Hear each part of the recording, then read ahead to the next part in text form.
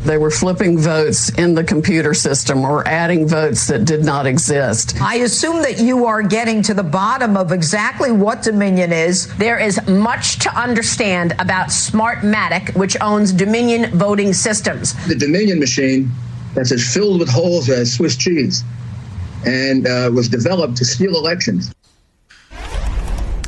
And if that was true, and finally a clear, sharp ruling from a judge about accountability for the people who gave the okay for that garbage to air on Fox News, that leadership may have known or ignored the reality that the ex-president's allegations about Dominion voting systems were false.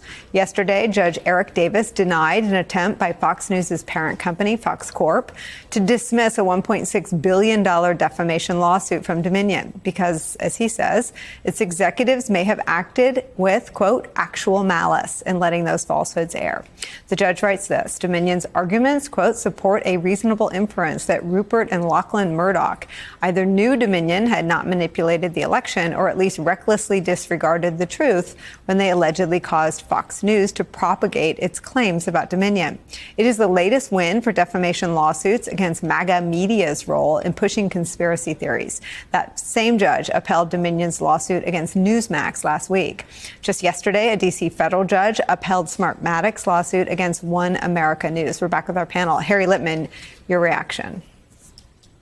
You know, so much of what's going on yesterday and writ large, it's just a titanic battle in the country between truth and fiction, or truth and lies.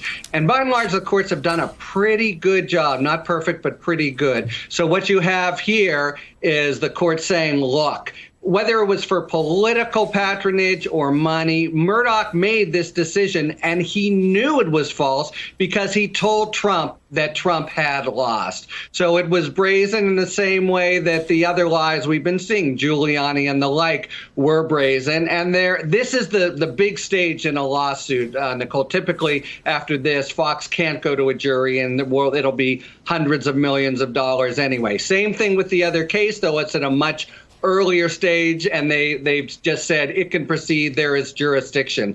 But basically, I see this as just part and parcel of a bigger battle in the country, and you look to the courts finally to be the backstop on what's true and what's false. And they've come through more often than they haven't over these last few years. I'll put it that way.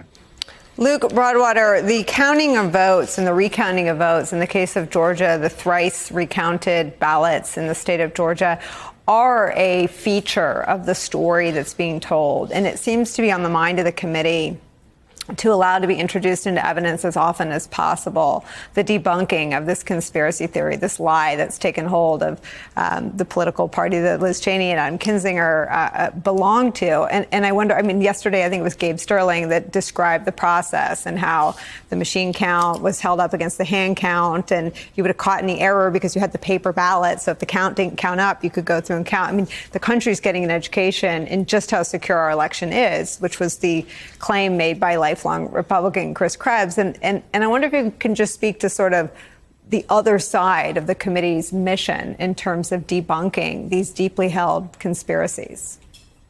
Yeah, there's definitely an educational mission here by the committee. It's one thing for, many viewers and readers to hear that, what Donald Trump and Rudy Giuliani and others were saying was false. But then to have election officials walk you through it step by step. So you heard claims that there were, tens of thousands of dead voters, and Raffensperger testified that there were 2, and then they eventually found 4. So it was 4 people, not 100,000 or whatever the claim was. And they made similar claims about felons who had voted and underage voters, and those were all actually 0. There were no such illegal votes that were cast. And so you heard one by one each of these claims put forward and then debunked. And I even noticed some tweets from some MAGA supporters or former MAGA supporters. I saw Dustin Stockton put on Twitter that he had helped organize these rallies, the Stop the Steal rallies, that he had up until that moment believed the lie that these suitcases full of votes had been pulled out from under a table and added to Joe Biden's tally. And then he heard for the first time that he had been duped, that that the evidence was all false, that those were just normal votes being tabulated. That was the normal process. There was nothing untoward. There was no suitcase. It was all a lie. And I think anybody who really cares to find the truth and does watch these hearings will see that they were duped, and will see how easily most of these lies are debunked. I mean, most of them are absurd on their face, but for the people who did believe them, they now have clear evidence on national television showing that they were false. And behind every voting machine with a false allegation of its bad conduct is an election worker, a human being, people like Shay Moss and Ruby Freeman. And I want to show you Gabe Sterling's testimony about the abuse of an election worker that he describes as the straw that broke the camel's back. A little after lunch that day, lunchtime, I received a call from the project manager from Dominion Voting Systems, who was audibly shaken. She informed me about a young contractor they had who had been receiving threats from a video had been posted by some QAnon supporters. It was a particular tweet that, for lack of a better word, was a straw that broke the camel's back. Had the young man's name. It was a very unique name. I believe he was a first-generation American. And said, had his name, "You committed treason.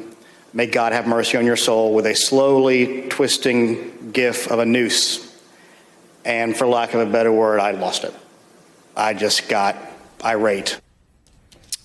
Charlie, that is the normal human reaction to anyone being falsely accused of election fraud and manipulation of votes. But it was another powerful brick in the wall of the operation Luke's describing, debunking some deeply held conspiracy theories on the right.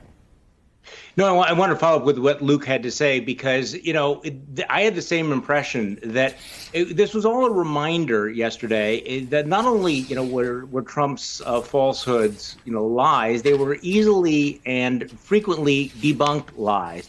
And it is interesting to walk through specifically, how absurd they were, but also, again, we've known that Donald Trump is a malevolent and reckless character, but you saw the human cost of this as well. And I have to say, Nicole, I'm really glad that you are highlighting these lawsuits against Fox News and Newsmax and OAN, because this is a very, very big deal. Because this is, the standard for defamation is understandably and reasonably and justifiably very high. But it is also the ultimate check. We ask, what are the consequences for deception, for defamation, for lying? Well, we're about to find out. Yes, free speech means that you're not going to be censored. The government cannot shut you up. But it also means that there are consequences. And the consequences for Fox and these other networks could be absolutely massive. And so, it's very easy to be discouraged about how widespread these lies were, how many people have believed these lies, the consequences of these lies. But these defamation lawsuits are out there, and I think that they will have a tremendous impact on some of the biggest liars in American culture, media, and politics.